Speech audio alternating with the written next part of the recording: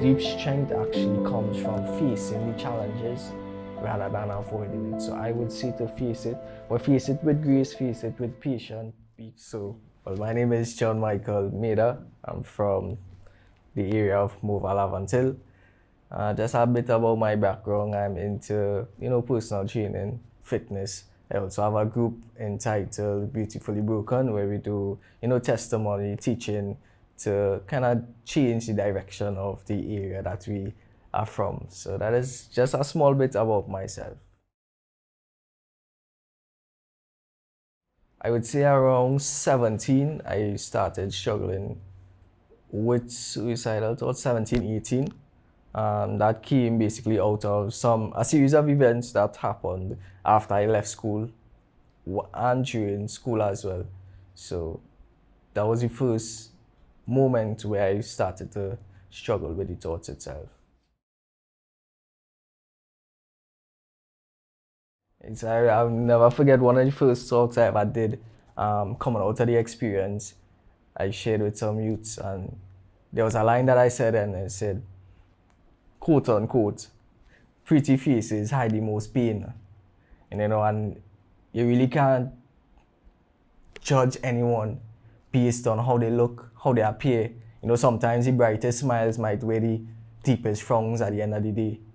So sometimes it's really, especially in the area of mental health, it have no discrimination based on age, gender, looks, where you come from, background. So that's just, just a bit about that particular part.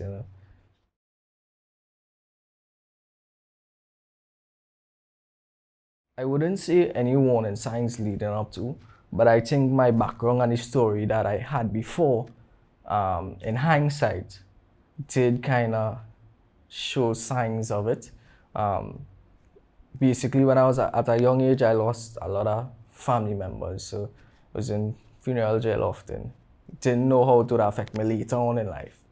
But the situation that really came up around 17, 18 was the murder of one of my friends, and that made everything just spiral in a sense.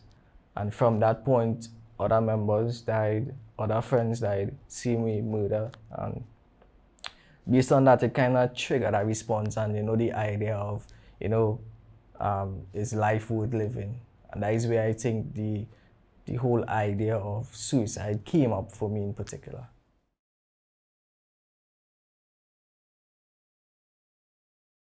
In terms of the suicide itself, I kept it more to myself. Um, but I think what was the biggest eye opener then for those around was when I actually went in St. Anne's. So I went in St. Anne's twice. The second time was for Suicide Watch. The first time was me volunteering to go in because I realized that something was wrong and I needed that sort of help. And I think it was only at that moment where everybody then realized that, hey, something was wrong now. But before that, as a man, they say, men don't cry now. So, you just try to keep everything to yourself and try to go along with it. But I realized it came a point where I just couldn't handle it alone. And then, one day I just ended up making that one decision where I was like, nah, but yeah, something had to change, and that is when I went in St. Anne's. And then from there, the whole situation came up. I think it was very sensitive. I think family-wise, I think they didn't know how to handle it because, it was a shocker to them. Yes, I would have had aggressive tendencies before. I would have had, struggles family-wise. But in terms of the reality of suicide being at the forefront at that point, I don't think it was something that they were ready to handle or receive. And at that point, they all handle it different ways. But based on the fact that I did go to St. Anne's, it, I think, helped with the situation in terms of understanding the situation, moving forward and helping others to understand it as well. So it was a whole growing process and learning process for those that I was around. I would say so. And there are the pros and cons, but personally, being in it from experience, I did receive the help that I wanted, and I too give praise to that system in particular for still having me here, based on um, different things like medication, therapy, all those things. I'm not sure if others know, but it is free within that system. So I was able to capitalize on that. Yes, there's the pros and cons. Yes, it could get hard. Yes, I would not say to go see interns. I mean, I would always advocate for otherwise before. I would say like it's absolutely last resort because inside they're really not that nice. But I can't say for sure though that I did receive the help that I needed personally. I think mainly support. As I said, for me personally and in my particular story, everything came out in one one moment. So it wasn't like, yes, they could have seen things before, but to say I would have said, well, they could have done this, or I wish they had done this. My particular story, I wouldn't say that because of the fact that, again, for me, I kept everything in so much. Like, I would mask things so good, and you wouldn't know that I'm actually struggling, you know. But I do appreciate how, when it did come out, the support, even though, sometimes it was kind of hesitant in the way that, because it is a sensitive topic, individuals don't know how to maneuver around it, right? So they tiptoe around the whole idea. But I think for me particularly, that support is important, and if it's one thing that I am grateful for, and for others in this particular situation, or me facing, the support is really paramount to healing, I would say.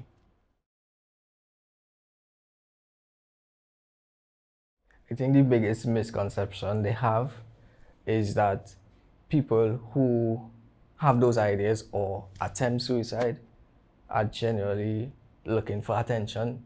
Sometimes, nah, just being real as possible. Sometimes it is a cry for attention, and then the idea of the root cause of attention is that lack of love or support or understanding, and that is a very big role in an individual's life.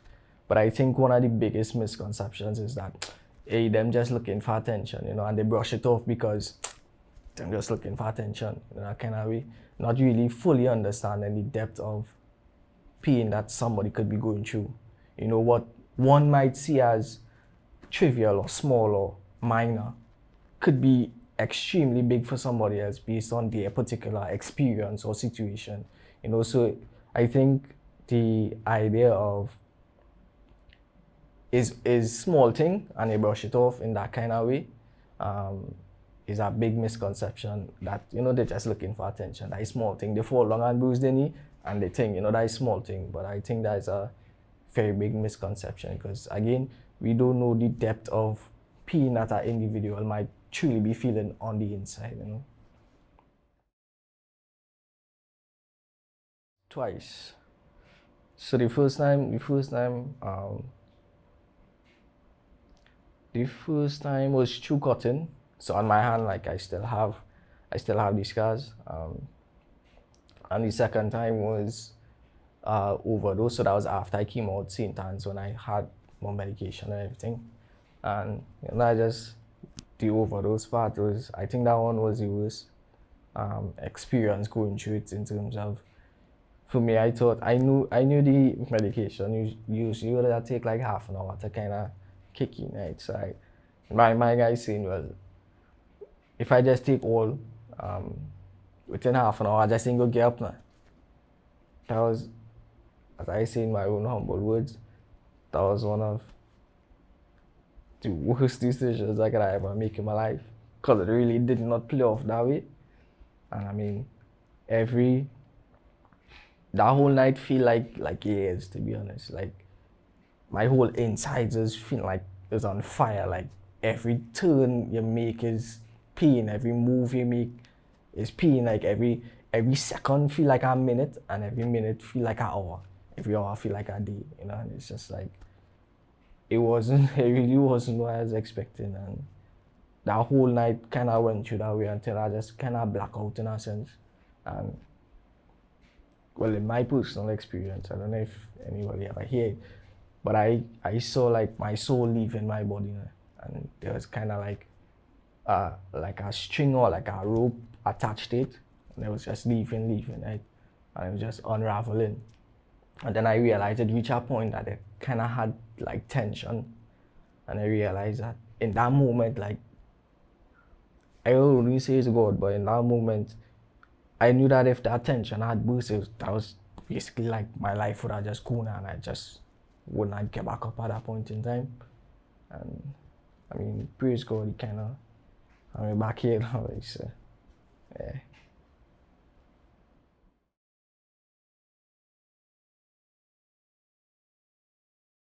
I think one of the changing points in my particular story came when I was in a therapy session once, and I mean, hats off to the therapist because they really know what they're doing. And he watched me and he was like, you know, most they really survive, right, and they make it through. So that is something commendable. And then he was like, but I challenge you to change. And for me as a man, that challenge was, you know, it really pushed me to accept the challenge then. You know, and I think that particular conversation really helped in changing my mindset as in, all right, I am going to sort this out, I'm going to change, I'm going to go at lengths to ensure that I could be the best that I could be at that point in time. So that was one that helped. In terms of the negative, I don't think I could recall any negative personally. And the reason that I would say that is because when I realized that at the moment that I did have challenges, I sought after help to, you know, push through the challenges. And because of being in the intensive environment that I was in, so backstory that they usually recommend that you don't do two therapy sessions or two different therapy sessions at the same time. And I did it, right? So I did music therapy as well as normal talk therapy. And because of that, I think it helped build a different level of strength where I no longer, I didn't see myself as a victim or, you know, struggling in that light, but I really found strength within myself, and I was able to sort of immediately come out and say, this is what I am struggling with, this is who I am, but it doesn't define me moving forward.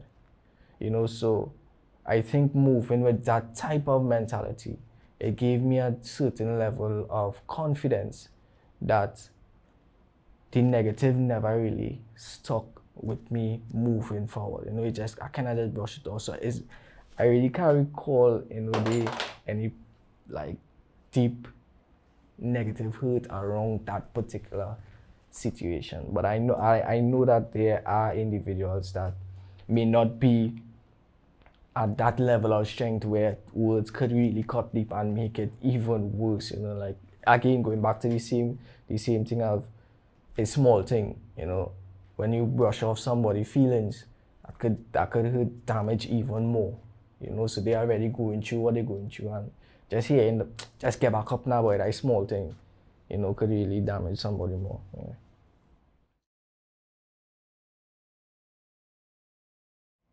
I wouldn't say I had a preference. I enjoyed one more, but the other one was as beneficial. So in music therapy, we basically, you play an instrument and then feelings come up and you talk about it. The other therapy that I had was it was normal therapy, but we did CBT, cognitive behavioral therapy, and I think that particular aspect gave me the tools to deal with life moving forward. So the music therapy allowed me to bring out everything, and then the CBT, the normal talk therapy in that aspect, that was the tool that I used that gave me, as I say, tools to be able to handle challenging situations moving forward. So I think they both work hand in hand. I personally enjoyed more the music because it was just like free flowing in that sense. But the tools helped, and I still employ them in life moving forward. So I think the arts therapy through arts, I think that would be one of the best mediums personally. I personally enjoyed it the most.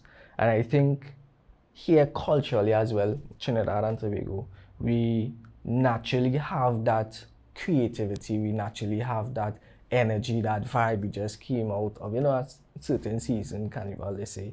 And I think tapping into like the music, the arts, um, various different therapy art forms that encourage art would resonate with us more so easily rather or as opposed to the traditional normal talk therapy. So I do believe that the arts in particular can be one of the most beneficial ones, especially based on our culture itself. The advice I would give basically is,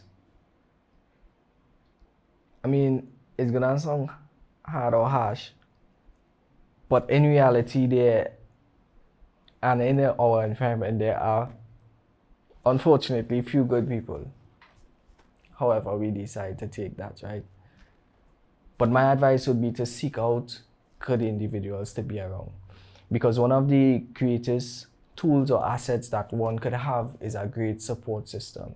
And I think having at least that, that one friend that you could really confide in could really help, And that in a sense is like therapy by itself. And I think having a support system, individuals that care deeply for you or that you also care for as well, does help in terms of moving forward and having an environment that can uplift you in a certain way. So I know that sometimes it feels that even though there are individuals around, you can still feel alone. I do know, however, that being alone and lonely is even worse. So one of the major steps or assets I would say to build is a good support system. So I think that in light of friends, family, and society, so we basically have it on like three different levels, right? And I think the hardest level to support is actually family-wise. Reason being is that there are a lot more emotions involved, a lot more intricacies involved within the family dynamics itself. But I think I think having more awareness of the situation itself, not stigmatizing the situation, not downplaying the situation as well. So in terms of our family setting, I think that becoming more aware, having more knowledge about the situation that the particular individual might face, because all situations might be different based on the individual itself, understanding the individual as well as understanding triggers, understanding signs that could tell when they aren't so good or they having better days. I think understanding that aspect would help family-wise in terms of helping them to understand when they might need more support, when they are okay, when they are fine, and not miss those key moments that they could have been there for the individual. Friends-wise, I think again, just I would say more so on a more subtle level, just having or choosing friends wisely, ones that you could really trust and confide in would definitely aid in assisting your journey to, I would say, healing or just to push through different struggles. Having a advisor, whether it be spiritual, whether it be a counselor, having that type of individual within your circle would definitely be a plus. And society-wise, again, too, I would say just bringing more awareness to the situation, and not carrying that stigma of the situation, and the idea of it being taboo, meaning just to bring more awareness, understanding, support, resources at a societal level would aid in individuals knowing where to go again to get help or assistance, and again not feeling as if they are alone, because that is a big struggle that individuals facing suicide to unfortunately have. So so immediately I would laugh. So when they say to pray that way, I have two minds about it. So one, I can say first off, my changing point in seeing things was when I had an encounter with Jesus Christ. So I could directly say that off the bat. However, I do know that in this situation, when they tell somebody pray that way, that's the last thing they actually want to hear, just being honest. You could sit down and see how much praise God does hear, God does not answer. But I think also God allows situations to happen, and I also think that He allows individuals to come into your life as well. So I think more on a human and realistic level, we are beings that crave connection. And I think just telling somebody to pray is actually dismissing that natural human connection. You know, it's just like, just go and do this and you'll be fine. You didn't ask me how I was going. You didn't ask me how you're really feeling today. You didn't ask me what you really caused it, what really triggered you this way. Sit down and talk to me. You didn't ask me that. You just say, well, you know, just pray that we go to hear or go to answer. You know, so I think that understanding humans as humans being on a natural level where we do need connection, we do need support, we do need love. In this particular situation, I would not advocate for telling somebody to pray it away. And even if you do want to employ prayer, I would suggest that you be the one to take the initiative to pray. So I would say, in a situation where you realize that someone is struggling, you say, I understand, well, I might not be able to, but I could tell that something is bothering you. How about we just sit and pray about it? And you initiate the prayer. So Heavenly Father, I thank you for this day. I thank you for this life. Whatever may be on this individual's heart, I pray that you bring comfort to this situation. You bring light to this situation. You help them to know that they are supported. And I think utilizing that aspect of prayer would be beneficial rather than just to advise somebody. If they come to you, you know, I think I'm suicidal. Okay, just pray about it. I think that's a bit dismissive in a sense. Okay? I would say, for me, it takes great courage to one, recognize the situation that you're in, to admit the situation that you're in.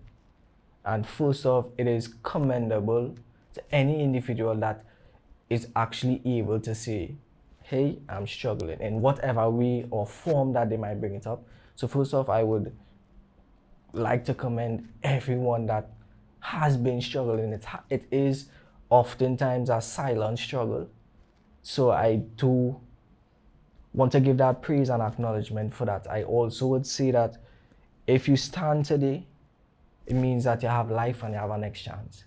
It also means that you have overcome 100% of your struggles thus far. And if you are able to realize or to change your mindset in understanding that I am a conqueror, then I am victorious thus far. I might not feel that way, but the fact that you are still alive and the fact that you are still here realistically meant that you have overcome all that you have been through.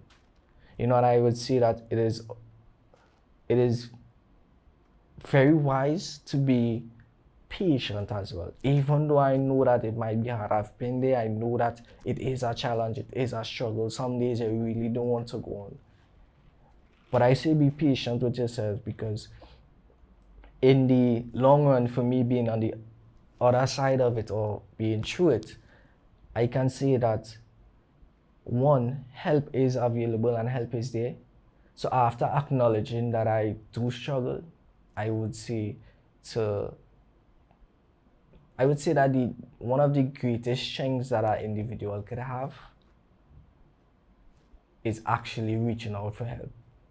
You know, so I would say to wherever as possible, seek the help that you can get. So if it is in a school setting, you know, reach out to a teacher and say, hey, I think I'm struggling with this. Or if it's at home, you reach out to somebody at home. If it is church or wherever, you just reach out to somebody for that help. And I do think that deep strength actually comes from facing the challenges rather than avoiding it. So I would say to face it, but face it with grace, face it with patience, be kind with yourself, and just remember that all that you have been through thus far is preparing you for what is to come, and you are developing a strength that no one else could take from you. So I would say that would be my piece of advice, just one, accept that you are a conqueror thus far, even though it might be hard or challenging. Two, seek the help that you may need. And three, just keep looking forward to the future. As dull as it might seem, just look forward to the future. And in this year in particular, 2025, I know this is a Jubilee year, which is centered around hope. And really and truly, hope does not disappoint, So just hold on to that hope and in something better. And best believe that when you do seek the opportunities to become better, the opportunities would present themselves to you. So I actually, in my searching as well after St. Times, I actually did deviate a bit. I did go to different faiths, religions. But I realized that all within the Christian denomination, that is, I realized that all was missing that one thing, my personal faith, which is the Eucharist. So yes, they might have had the praise, which was amazing. Yes, they might have preaching, which is even more fabulous. But the Eucharist, they didn't have that. And personally, that was my eye opener to see that my faith in particular, with the Eucharist, with Christ himself being there, that was or is, for me, my truth and that faith that I stay with. And there's nothing that could replace the Eucharist in my faith,